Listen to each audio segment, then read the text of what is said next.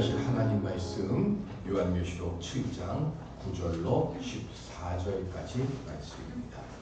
요한계시록 7장 9절로 14절.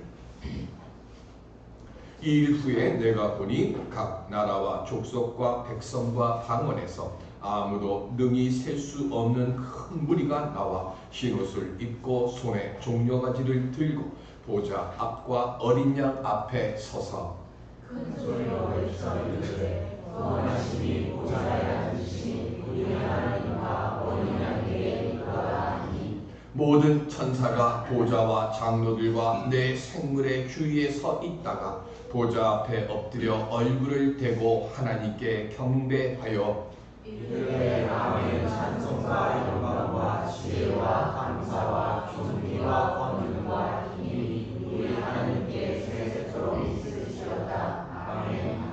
장로 중 하나가 응답하여 나에게 이르되 이 흰옷 입은 자들이 누구며 또 어디서 왔느냐? 내가 말하기를 내 주여 당신이 아시나이다 하니 그가 나에게 이르되 이는 큰 환난에서 나오는 자들인데 어린 양의 피에 그 옷을 씻어 희게 하였느니라. 아멘.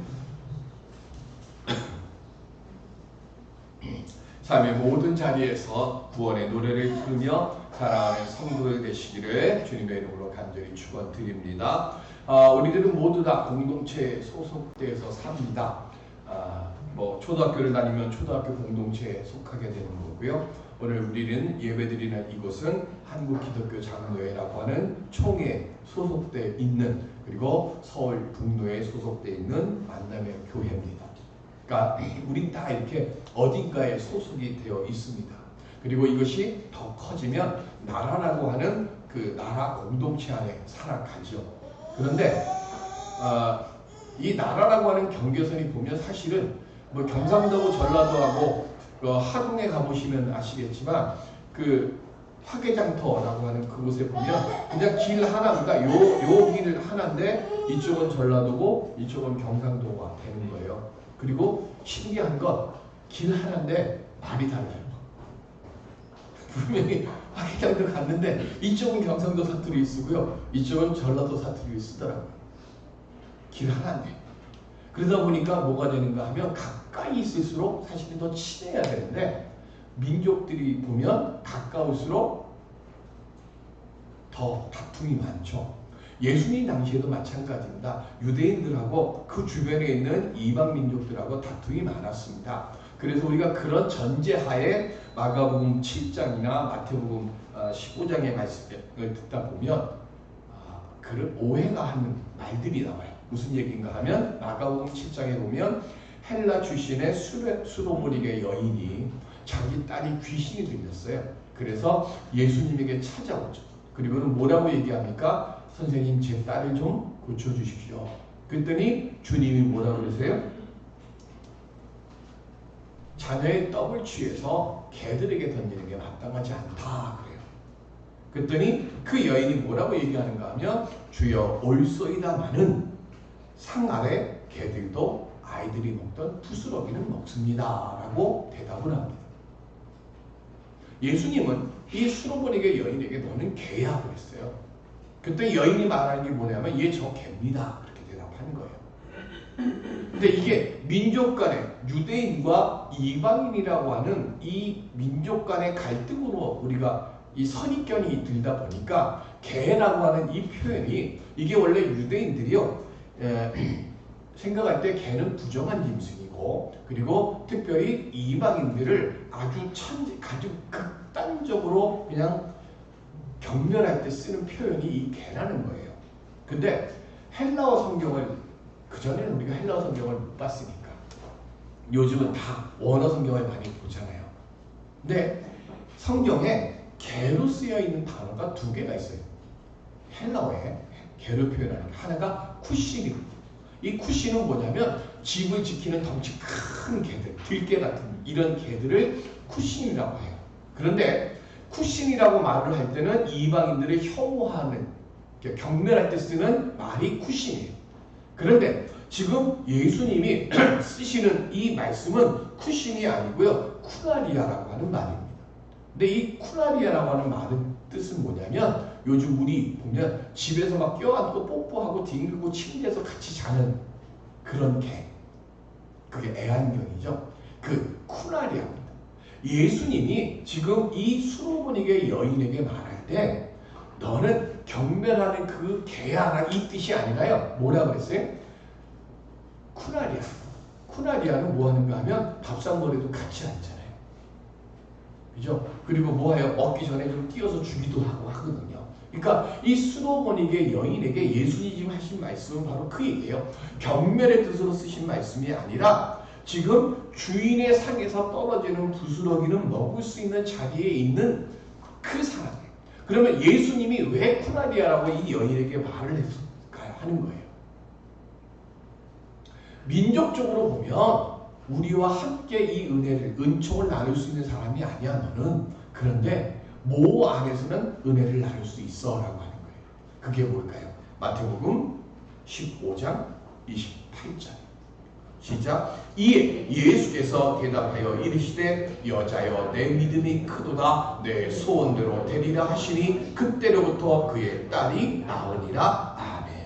여인이요 너는 개야라고 얘기할 때 너는 쿠라리아야 그럴 때 이 여인이 뭐라고 얘기를 해요? 주님 선생님 쿠라리아니까 쿠싱이 아니라 쿠라리아니까 주인 밥상에서 떨어지는 그 부스러기를 먹을 수 있습니다. 저는 그 부스러기만 있어도 충분합니다. 하면서 뭘 얘기하는가 하면 저의 믿음은 민족으로는 제가 주님의 은혜를 받을 수 있는 주님의 은총을 받을 수 있는 자격이 없지만 저는 믿음 안에서는 그것을 받을 수 있는 자격이 있는 사람이라고 생각합니다. 그래서 저는 부스러기라도 좋습니다라고 고백을 하는 거예요. 그러니까 그 말씀을 듣고 마가복음에는 없어서 마태복음으로 제가 쓴 거예요. 마태복음에는 내 믿음이 크도다라고 지금 말씀하는 거예요. 오늘 우리들은요 유대인이든 이방인이든 믿는 사람이든 믿지 않는 사람이든 다 주님께 속한 자들이라는 걸 알아요. 그죠? 왜? 하나님은 은혜를 은혜라고 인정하든 인정하지 않든 모든 이 땅에 사는 사람들에게는 은혜를 다 주셨기 때문에 다만 우리는 뭐 하는 거예요? 우리는 그것을 은혜로 알고 받아들이고 지금 예배드리러 온 거예요. 그리고 우리에게 주님이 말씀하시는 거예요. 그 은혜 받은 걸 은혜 받은 줄 알면 은혜 밖에 있는 사람들, 은총 밖에 있는 사람들에게 은총 안으로 들어오라고 말하라고 하는 거예요. 그래서 뭘 만들라고요? 믿음의 소속감을 함께 만들라는 거예요. 믿음의 소속감이 하나가 되었을 때 그때 뭐 하는 거예요? 거룩한 역사가 그곳에서 일어난다고 하는 겁니다. 이전까지는 귀신 들리면 귀신 들린 채로 괴로운 채 살았어야 돼요. 그런데 주님이 오신 뒤에는 뭐 한 거예요? 믿음으로 그것을 이길 수 있는 힘을 얻을 수 있는 소속감이 내게 주어진 거예요. 그 전에는 몰랐고 있지도 않았어요. 근데 예수님이 오신 이후에는 뭐예요? 이방인들에게도 그 능력을 얻을 수 있는 자격이 주어진 거예요. 오늘 우리들이 모두에게 지금 하나님이 주님이 우리로 하여금 구원의 노래를 부를 수 있는 그래서 나를 쓰러뜨리고 나를 죽이려고 하고 나를 은혜의 자리에서 떨어뜨리려고 하는 세상의 시험과 시련이 있을 때마다 오늘 이 수로보니게 여인의 고백 속에서 나는 주 안에 속한 사람이니까 예수 그리스도의 이름으로 명하노니 내게서 멀리 떠나라고 명하고 주 안에서 구원받은 자의 노래를 부를 수 있는 믿음의 자리를 지켜갈 수 있는 우리 모두가 될 수 있기를 주님의 이름으로 간절히 기원 드립니다. 어떻게 하면 그런 은혜의 자리를 지킬 수 있을까요? 오늘 9절에 보면 시작이 2일 후에 내가 보니 이랬어요. 여기서 얘기하는 2일 후라고 하는 것은 14만 4천 명을 본 뒤에예요. 14만 4천 명을 본 뒤에 그 다음 나오는 게 뭐예요? 우리 마침송으로 매주 지금 부르고 있는 거죠. 각 나라 족속과 백성과 암은 능히 셀 수 없는 큰 무리가 나오더라 하는 거예요. 이 사람들이 누구라고요? 특정한 나라의 특정한 사람들이 아니라 온 전 세계에 있는 모든 민족들을 말하는 거예요. 그들이 나왔어요. 그럼 이 사람들은 누구예요? 구원받은 사람들이에요. 구원받은 사람 14만 4천 명 말고 또 뭐 했어요? 셀 수 없을 만큼 많은 사람. 그러니까 우리 걱정 안 해도 돼요. 이단들이 얘기하는 것처럼 14만 4천 그거 우리 염려 안 해요. 지난 시간에도 말씀드렸지만 우리 그거 걱정 안 해도 되는 거고요. 그런데 이들이 나오는데 두 가지 특징이 있습니다. 하나는 뭐냐면 첫 번째, 이들이 어떤 옷을 입었어요? 흰옷을 입었습니다. 여기 흰옷은 뭘 상징해요? 정결과 승리를 상징합니다. 그리고 14절에 보면 장로가 요한에게 묻습니다. 이들이 어디서 나왔느냐? 그랬더니 요한이 뭐라 그래요? 저는 모르고 주가 아십니다. 그랬더니 14절에 뭐라고 얘기합니까? 그들이 말한 그 나에게 이르되 이는 큰 환난에서 나오는 자들인데 이랬어요. 큰 환난에서 나오는 자들인데 이게 무슨 얘기예요? 종말의 때에 이르러서 지금 그 고난, 말세의 때에 오는 대환난을 거친 그 나온 사람들 뿐만이 아니라 앞으로도 모든 시대에 모든 환난을 겪고 승리하면서 하나님의 백성이 된 모든 사람들, 그 모든 사람들이 다 무슨 옷을 입어요? 흰옷을 입는 거예요. 우리들도 다 지금 뭐 하라고요? 흰옷을 입는 자로 살라고 지금 부름받아서 여기 온 거예요. 그런데 그들이 뭐로 지금 옷을 씻어서 쉬게 됐다고 그랬어요? 14절 맨 뒤에 보면 어린 양의 피에 그 옷을 씻어 쉬게 하였느니라 그랬습니다. 무슨 얘기입니까? 그리스도의 보혈로 구원을 얻었다고 하는 겁니다. 성경을 보실까요? 마태복음 27장 46절 시작. 제 90쯤에 예수께서 크게 소리질러 이르시되 엘리 엘리 라마 사박다니 하시니 이는 곧 나의 하나님 나의 하나님 어찌하여 나를 버리셨나이까 하는 뜻이라. 아멘. 예수님께서 우리를 대신해서 십자가에서 대속의 피를 흘리셨습니다. 우리는 그걸 근거로 이걸 근거로 우리가 할 수 있는 게 뭐예요? 하나님에게 아바 아버지라고 할 수 있는 자격이 주어졌어요. 그것만 주어진 거예요. 두 번째, 자, 아바 아버지에서 하나님께 기도할 수 있는 자격이 나왔어요. 그래서 히브리서에 보면 이 십자가의 보혈의 공로를 힘입어서 담대히 하나님 앞에 나와서 구할 수 있는 자격이 주어졌어요. 두 번째, 진노는 피해야 되잖아요. 근데 그 진노를 피할 수 있는 길이 열려진 게 뭐예요? 엘리 엘리 라마 사박다니입니다. 무슨 뜻이죠? 나의 하나님 나의 하나님 어찌하여 나를 버리시나이까. 예수님께서요 십자가에서 마지막 가상칠언 하실 때 마지막으로 하나님께 부르짖었던 게 뭐예요? 예수님이 하나님으로부터 지금 뭐 한 거예요? 버림받은 거예요. 하나님의 진노를 받으신 거예요. 그래서 그 진노를 대신 받아 주셨기 때문에 우리들은 지금 뭐 하는 거예요? 예수 그리스도의 십자가 보혈의 공로를 믿고 의심하지 않으면 우리는 하나님의 진노를 받지 않는 사람들이 됐다고 하는 그 얘기예요. 그래서 그 하나님의 진노에서 면함을 받은 우리들이 구절로 다시 돌아가면 손에 뭐 했어요? 종려가지를 들고 나옵니다. 종려가지는 승리와 영광을 상징합니다. 그래서 우리 성도들이 믿음의 선한 싸움에서 승리한 후에 하나님의 영광에 참여해서 영생을 누리게 되는 것을 상징하는 것이 종려가지예요. 근데 이들이 보좌에 앉으신 어린 양 앞에서 큰 소리로 하나님과 예수 그리스도를 찬양을 드립니다. 그랬더니 그 찬양이 끝난 뒤에 이어서 천사들이 찬양이 이어져요. 그리고 이 천사들의 화답에 12절에 보면 시작할 때 12절에 이르되 아멘 그러고요. 12절 찬송이 다 끝난 뒤에 또 아멘을 합니다. 아멘이 두 번 나와요. 12절에 아멘, 아멘 나오는데 첫 번째 나오는 이 아멘은 누가 드린 거예요? 각 나라의 족속과 방언과 그들이 나와서 셀 수 없이 수없이 많은 이들이 찬양하는 그것에 대한 아멘이고 두 번째 아멘은 그 찬양을 받은 천사들이 찬양이 끝난 뒤에 아멘하는 거예요. 우리는 어떤 일에 감사하고 어떤 일로 지금 하나님을 찬송하고 있습니까? 우리의 감사와 찬양이 그 찬양이 끝났을 때 우리의 기도가 끝났을 때요 천사들로부터 아멘을 받을 수 있을까요? 천사들이 우리의 찬양에 아멘하고 우리의 기도에 아멘하기 위해서 뭘 해야 될까요? 우리끼리만 감사하고 우리끼리만 찬양하면 안 돼요. 열왕기하 18장 4절. 시작. 그가 여러 산당들을 제거하며 주상을 깨뜨리며 아세라 목상을 찍으며 모세가 만들었던 놋뱀을 이스라엘 자손이 이때까지 향하여 분향함으로 그것을 부수고 르우수단이라 일컬었더라. 아멘. 아는 얘기죠. 민수기에 나오는 광야에서 불뱀 보냈고요. 그 불뱀이 물어서 사람들이 죽으니까 불평하고 원망했던 그 입술을 돌려서 모세에게 우리 살려달라고 이야기를 합니다. 그래서 모세가 하나님께 기도드렸더니 하나님이 놋뱀을 만들어서 장대에다 높이 달라고, 그리고 그걸 바라보는 자들은 불뱀에 물렸을더라도 살아날 것이다. 그거로 그걸 끝낸 거예요. 그죠? 근데 그게 지금 히스기야 왕 때까지, 그러니까 몇백 년을 그걸 지금 쭉 지켜온 거예요. 지켜온 것뿐만이 아니라 거기다 놓고 뭐 했어요? 거기다 가서 분향을 한 거예요.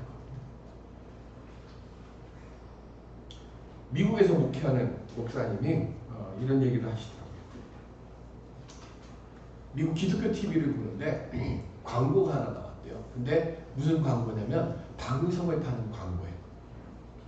근데 그 방송이 무슨 방송인가 그랬더니 아마 미국에서 굉장히 유명하고 믿음 좋은 분으로 아마 소문이 났던 한 분인가 봐요. 그러면서 그 방송을 딱 꺼내고 얘기하면서 뭐라고 얘기하는가 하면 이 방송에 앉아서 기도하면 병이 낫고 문제가 해결된다고. 그분이 응답받은, 이 방송에 앉아서 기도했고 응답받은 그 방송이라고. 근데 그 방송에 효과가 있습니까? 없습니까?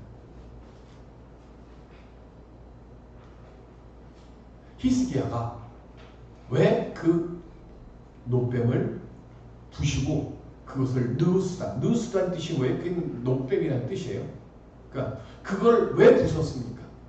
그거는 하나님이 말씀하셨을 때 그때만 능력이 있는 거였어요. 그리고 그건 없는 거예요. 기독교는 하늘의 종교예요.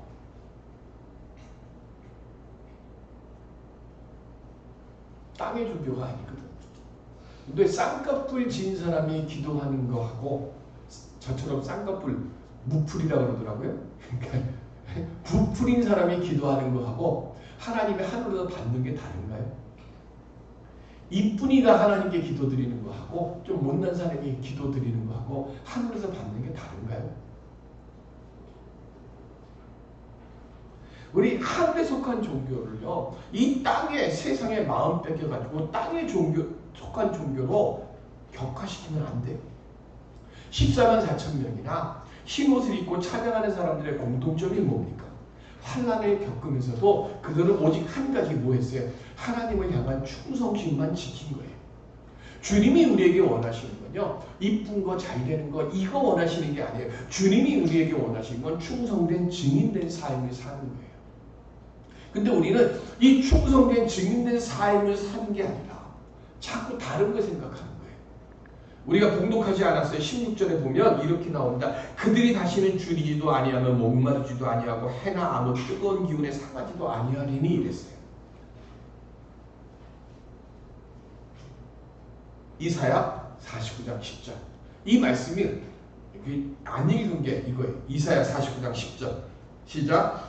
그들이 줄이거나 목마르지 아니할 것이며 더위와 볕이 그들을 상하지 아니하리니 이는 그들의 긍휼히 여기는 이가 그들을 이끌되 샘물 근원으로 인도할 것임이라. 아멘.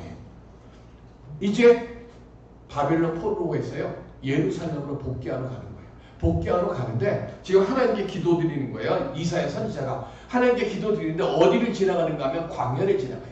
쉽게 얘기하면 사막길을 지나갑니다. 사막길을 지나가니까 뭐해요? 줄이거나 목마를 거 아니에요. 그러니까 하나님께 기도드리는 거예요. 하나님 줄이거나 목마르지 않게 해주옵시고 그리고 사막 지나가는데 더위와 볕이 상하지 않게 해주옵소서라고 기도하는 거예요. 바꿔서 얘기하면 뭐냐면요, 성경이 우리에게 얘기하시는 거예요. 우리가 육신을 입고 사는 이 세상은요 줄이거나 목마를 수밖에 없고요, 더위와 뜨거운 땡볕이 내려쳐서 상할 수밖에 없는 그런 삶 속에서 우리가 살아가는 거예요. 살아가는데 그 살아가는 그곳에서 우리가 넘어지지 않고 우리가 쓰러지지 않고 우리가 죽지 않는 이유는 뭐예요? 맨 뒤에 뭐라고 써놨어요? 그들을 이끌되 샘물 근원으로 인도할 것이냐. 우리는 하늘을 바라보면서 사는 거예요. 그런데 줄이고 목마르고 태양빛에 의해서 그 빛에 의해서 더위에 의해서 쓰러지고 넘어지고 그리고 다시 못 일어날 것 같지만 그러나 생물 그늘에 계시는 하나님이 우리를 뭐 하시는 거예요? 그런 세상, 우리가 사는 세상은요, 못 먹고 힘들고, 그리고 자빠지고, 넘어지고, 소망 다 끊어질 것 같은 그런 속에서 사는 거예요. 그런데, 그런 세상에서 너희들 안 사는 거 아니야 라고 말하는 거예요. 왜 하늘의 종교입니까? 하늘에 계시는, 하늘의 소망을 품고 있는 그들에게는 그런 세상 속에서도 하나님이 지켜주시는 그 일을 통해서 우리를 인도해 주시는 거예요. 요한계시록의 결론이 뭐예요? 새하늘과 새 땅이에요. 하나님은 지금도 하늘 소망을 품고 사는 우리들을 위해서요, 새 하늘과 새 땅을 준비하고 계시는데 우리는 자꾸만 이 땅에서 잘 먹고 잘 살려고만 하는 거예요. 그 주님이 우리에게 말씀하시는 거예요. 다시 내가 힘들고요, 내가 못나게 사는 거, 그거 세상 다 그렇게 사는 거니까 다른 사람들처럼 힘들다고 못 살겠다고 하지 말고 하나님 이것 먼저 알게 주옵소서 라고 기도하세요. 그게 뭘까요? 마리아 앤더슨이라는 분이 있습니다. 세계 최초 흑인 오페라 가수입니다. 이분은 1940년, 50년, 60년대에 활동했던 분입니다. 제가 일부러 연도수를 얘기하는 거예요. 흑인 가수예요. 흑인입니다. 마틴 루터 킹 목사가 목숨 걸고 거리에 나갔던 사건이 뭐였어요? 제가 지금 이름을 모르겠는데 한 흑인 여성이 너무 피곤해서 자리에 앉았어요. 그때 백인이 와서 일어나라. 여기 흑인은 다 뭐예요? 앉을 자리가 없어요. 버스에. 그것 때문에 인종차별에서 일어난 거예요. 그게 60년대예요. 그때 마틴 루터 킹 목사가 I have a dream, 내게는 소망이 있습니다 외쳤던. 그러니까 그때 이 마리아 앤더슨 어릴 때 교회를 갔습니다. 성가대가 찬양하는데 그걸 보고 야 세상에 저렇게 하는 게 노래구나 압니다. 가난한 여인이에요. 교회 와서 교회에서 성경을 배웁니다. 성가대에서 공부합니다. 얼마나 잘했는지. 그때부터 성하다가 그때 맨하튼 홀에서까지 독창회를 열 만큼 인정을 받아요. 그런데 흑인이에요. 워싱턴에 갔습니다. 식당에 밥 먹으러 가는데 흑인이라고 못 들어오게 해요. 공연을 해야 되는데 호텔에서 잠을 자야 되는데 흑인이라고 호텔에서 안 받아줘요. 그리고 공연장에 갔는데 흑인인 줄을 그때 아는 거예요. 이 홀에서는 흑인은 공연하지 못합니다 하고 쫓겨났어요. 너무 힘들고 너무 힘들 때 마리아 앤더슨의 어머니가 이렇게 얘기를 했다고 합니다. 얘야, 먼저 은혜를 알아야 한다. 오늘 네가 여기까지 온 것도 다 누군가 너에게 은혜를 베풀었기 때문이고 하나님께서 너에게 은혜를 베풀었기 때문이야. 이 말에 평안과 감사를 회복하고 다시 노래할 수 있음에 감사하며 노래했다고 합니다. 성공, 성취보다 뭐가 먼저라고요? 은혜가 먼저입니다. 나에게 끼쳤던, 나에게 먼저 해주셨던, 손 내밀어 주셨던 하나님의 은혜를 믿고 그 은혜 안에 살면 세상이 어떠할지라도 평안할 수 있고 당당히 담대히 나만의 길을 걸어갈 수 있습니다. 그리고 또 한 가지, 사무엘상 19장 18절 시작. 다윗이 도피하여 라마로 가서 사무엘로 나아가서 사울이 자기에게 행한 일을 다 전하였고 다윗과 사무엘이 나요스로 가서 살았더라. 아멘. 맨 앞에 뭐가 나와요? 라마가 나와요. 그리고 맨 뒤에 뭐가 나와요? 나요시 나옵니다. 그래서 우리 목사들은 이거를 라마, 나요 이렇게 해서 합성으로 한 단어로 씁니다. 장인인 사울이 사위를 죽이려고 하니까 딸이 다윗을 몰래 도망치게 합니다. 그리고는 사무엘의 고향인 라마로 갑니다.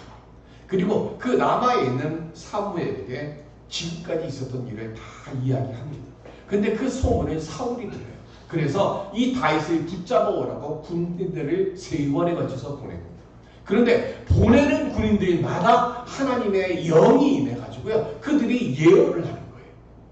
결국은 사울 본인이 마지막에 왔는데, 사울이 이 라마라요스에 왔을 때 다시 사울도 하나님의 영이 임해요. 영이 임했는데 어느 정도까지 임했는가? 옷을 다 벗어버려요. 그리고는 하루 종일 하나님의 영의 말씀을 예언하는 거예요.